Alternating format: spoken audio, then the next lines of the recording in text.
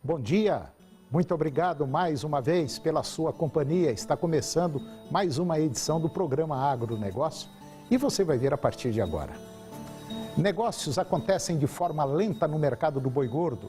Cenário no mercado de reposição é de pouca movimentação. Soja teve dias de movimentação positiva na Bolsa de Chicago durante a semana. Chuvas se estreitam as duas faixas cortando o Brasil na região central e sul. Mercado do leite, tendências, importações em alta. Goiânia vai sediar um importante evento para a agricultura familiar. O agronegócio está começando.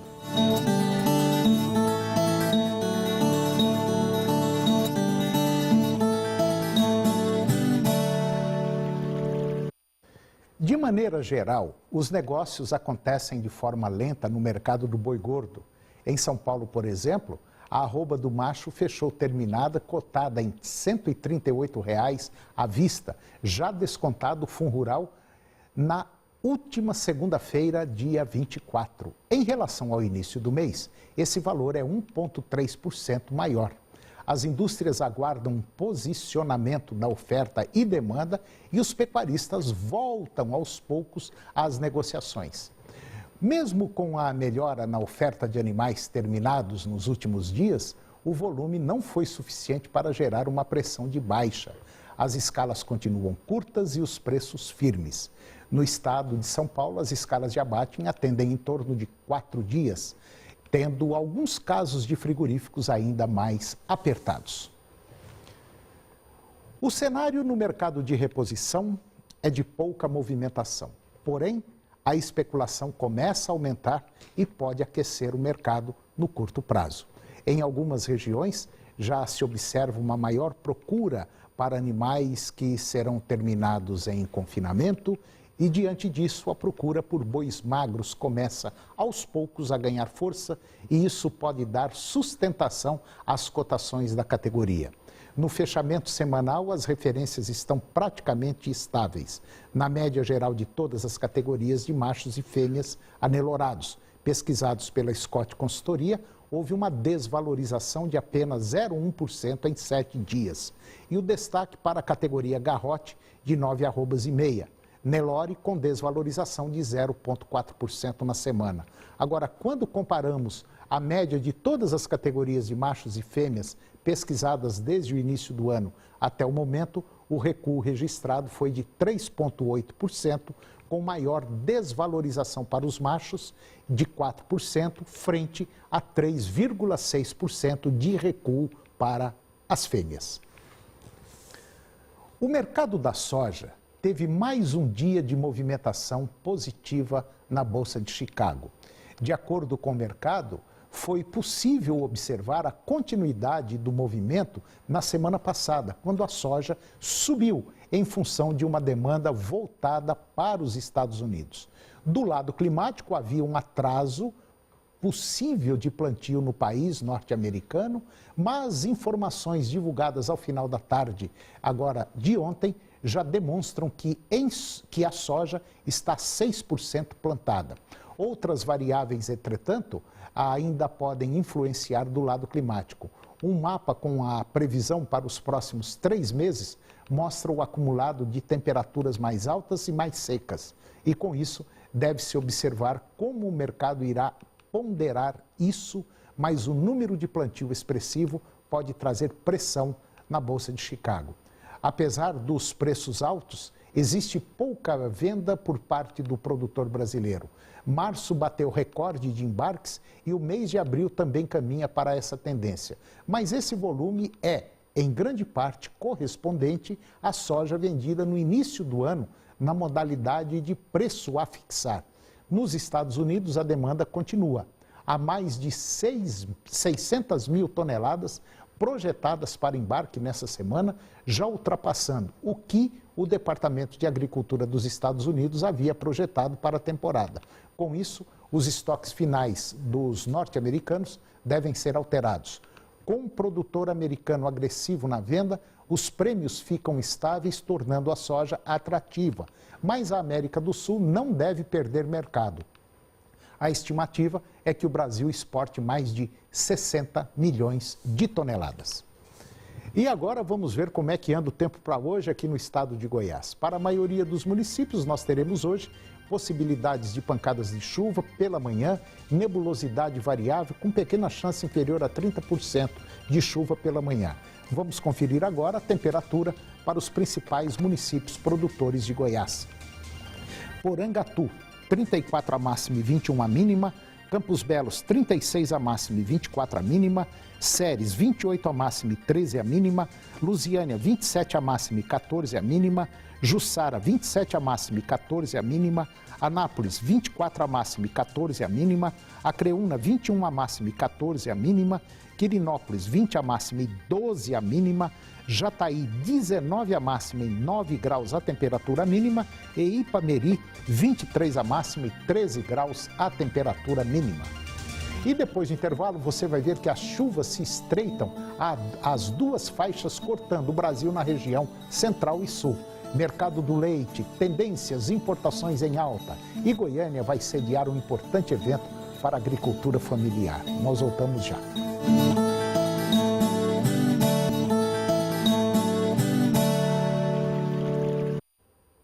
De maneira geral, as chuvas se estreitam às duas faixas cortando o Brasil, na região central e na região sul. E com o fim do período de chuvas, chegando ao final para o centro-oeste do Brasil, quaisquer novas incidências de precipitações significantes serão muito bem-vindas para os produtores, principalmente da safrinha aqui na região. Ao sul do país e a pequena parte da Argentina, as chuvas se concentram com maior volume. Totais mais pesados continuam sendo previstos para uma pequena área ao nordeste dos nossos vizinhos hermanos, Argentina. Com temperaturas dentro da média para quase todo o Brasil, o fim de semana estendido com feriado se mostra bem favorável ao desenvolvimento do milho, sorgo, girassol e feijão plantado agora na segunda safra aqui no Brasil. E agora eu vou conversar com Léo Vergildo Matos, pesquisador da Embrapa, e nós vamos falar sobre um tema interessante. Nós vamos falar sobre mercado de leite. Doutor Léo, bom dia, tá bom? Bom dia, Toninho. Tudo bem. É? E o leite, tá bom ou tá ruim? O leite tá bom. Poderia estar melhor. Poderia estar melhor. Isso eu não duvido, não. Tendência do mercado, importação em alta. Esses são os problemas. Nossos produtores, principalmente em função daqueles preços muito altos praticados no ano passado, a demanda caiu muito. Então, a dona de casa continua comprando menos leite e menos produtos lácteos. E a importação em alta. Isso significa que os nossos vizinhos estão mais competitivos. Eles têm custo de produção menor e estão colocando muito produto no Brasil. Mas, doutor Léo, tem um fato curioso. Semana passada nós demos uma informação sobre a importação de trigo que o Brasil está fazendo.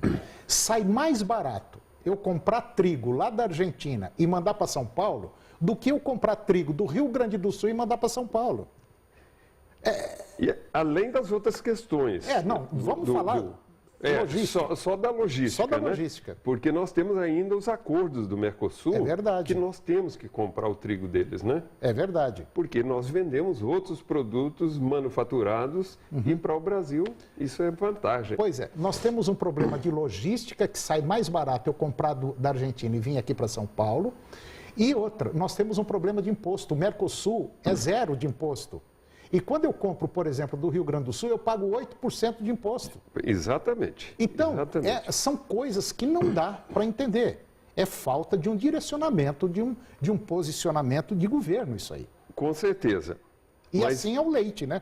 Mas, de qualquer forma, Toninho, eu acho que deveria ser um alerta para os nossos produtores trabalharem custo de produção, reduzirem custo de produção. Recentemente, o Mill Point colocou aí no site deles um estudo dos 100 maiores produtores de leite do Brasil. E todos com custo operacional muito altos. Acima de 1,10, 1,20 por litro de leite. É muito dinheiro. É muito alto para poder competir. Independente de política de Mercosul, independente de câmbio, porque muitas vezes o produtor de leite e as confederações de agricultura reclamam dessa questão do câmbio, mas se mexer no câmbio, mexe no câmbio da soja e do milho. Que é outro departamento aí. Que pode mexer com o custo de produção deles, dos leiteiros, mais ainda. É muito delicado, mas principalmente voltar a pensar em baixar custo, esquecer esses modismos. Agora começou essa questão do compost barn, para resolver um problema de lama na época das chuvas e os corredores enlameados e esburacados, criam um sistema que agora exige confinar os animais. Então, custo de produção, de confinamento, de mão de obra, de custo com maquinaria e combustível, eletricidade, né? Além da silagem de milho e do concentrado. Então, eles, para resolver um problema da época, prejudica o outro. Doutor Léo, o senhor falou em termos de custo de produção, falou em silagem, é justamente o tema que nós vamos ver no próximo bloco, ok? Nós voltamos já já para falar sobre silagem. É um minutinho só.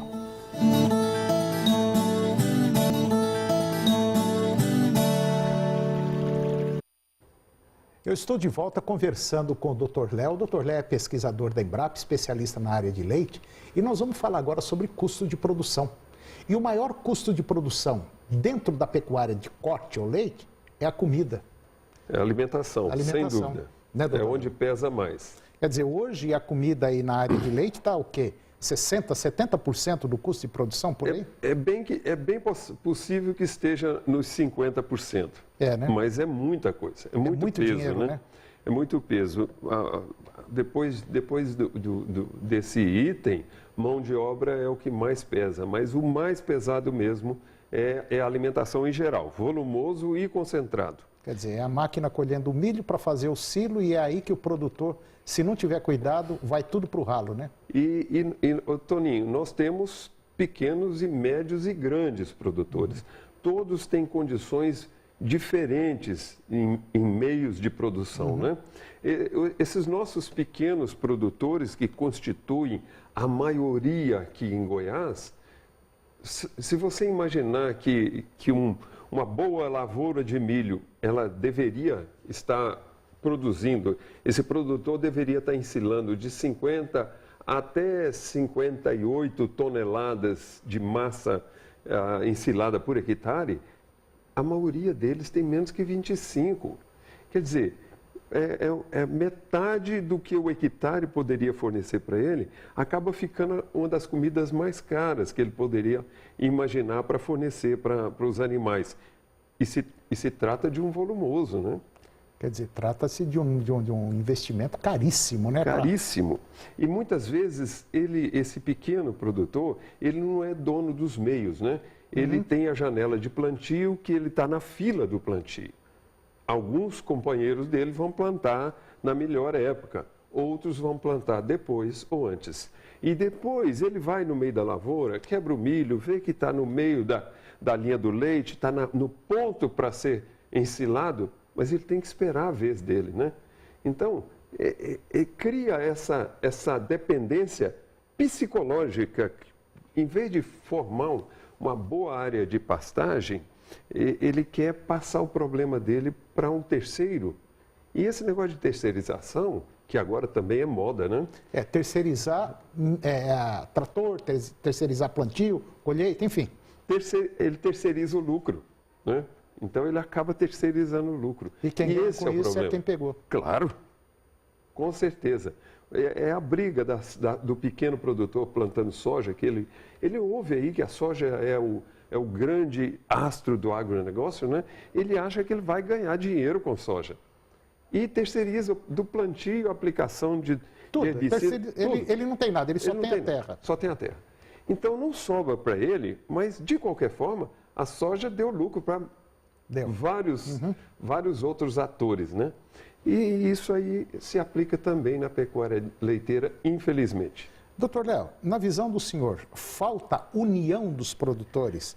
Ou seja, se os pequenos se unissem de uma forma objetiva, clara, planejada, poderia ter um resultado muito maior, né?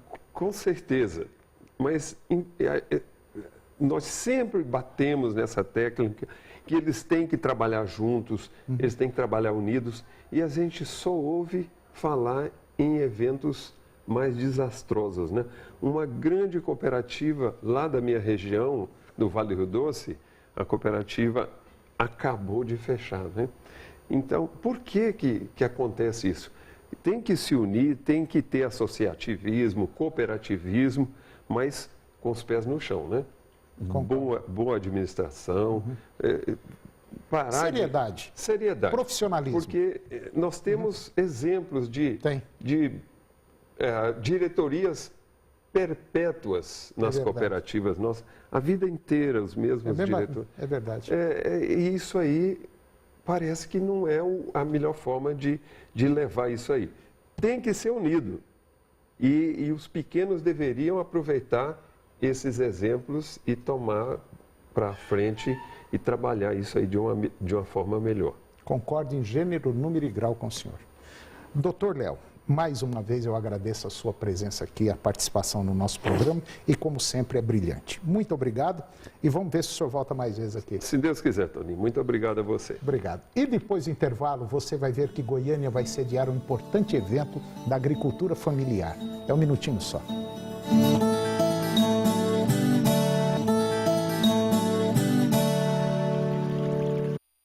Eu vou conversar agora com o Gabriel Medina. O Gabriel, ele é professor lá na Universidade Federal de Goiás e é o coordenador da feira Agro Centro-Oeste Familiar. Professor Gabriel, bom dia, tudo bom? Toninho, bom dia, é um prazer estar de volta aqui. O prazer é nosso. Gabriel, vou chamar assim para ficar mais fácil. Claro. Tá? Vocês vão fazer mais uma edição, apesar que está longe ainda, mas é bom a gente já ir falando agora. Falta um mês. Falta um mês, né?